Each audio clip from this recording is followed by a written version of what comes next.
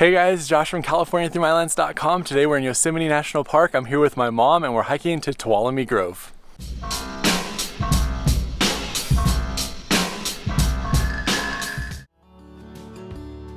Tuolumne Grove is located in the beginning of Tioga Road, which goes through Tioga Pass in Yosemite National Park.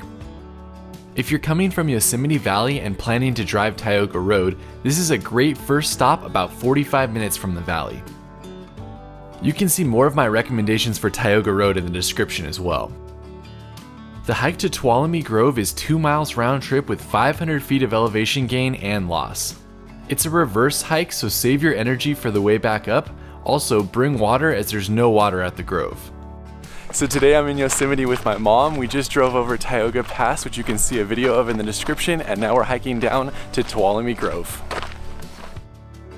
The trail is easy on the way down as it's paved and relatively shaded. On the way back up though, you'll feel the steeper grade that you don't really notice on the way down.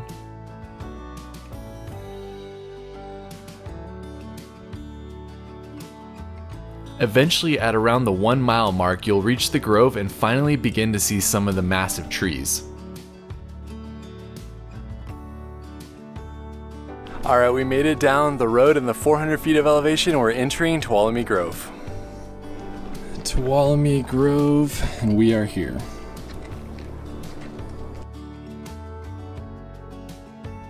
Came around the bend and saw our first giant sequoia.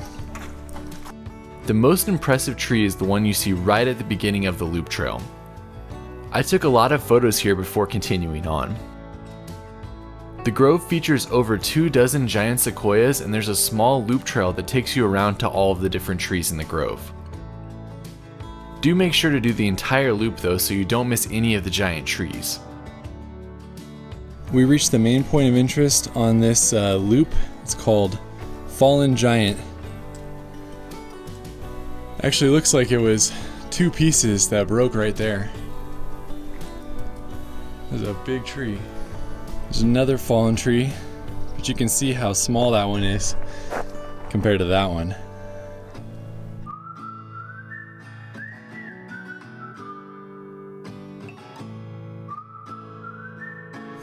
Sequoia seeds are so small it takes 90,000 to equal 1 pound.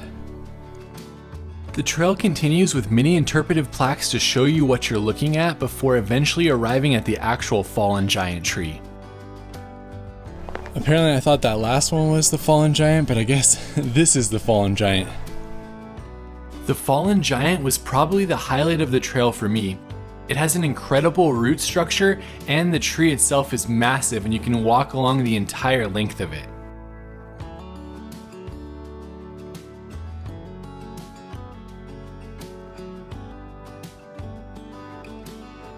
That was definitely the best area of the giant sequoias so far on this trail. There's a lot of them in that little section.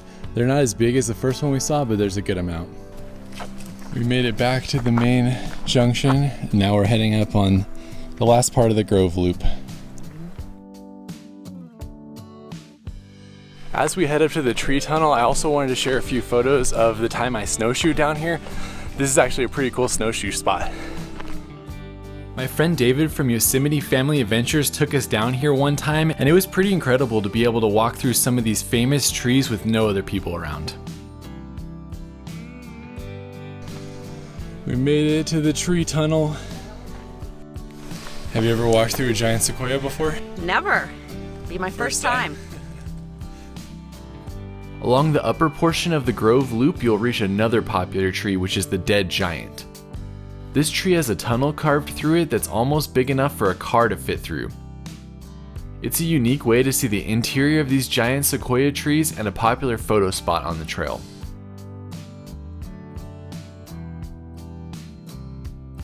Heading into the walk-through tree. This is a big one. There was a lot of people there, so we just made one pass and kept going, but really fun experience, and that's definitely one of the biggest ones I've ever gone through. From here, you simply have to start the 1 mile walk uphill back to the car to finish your hike. Just like that, we're back at the start of the Grove Loop, and we're gonna head back up to the parking lot 400 feet uphill. We'll see you on the next video.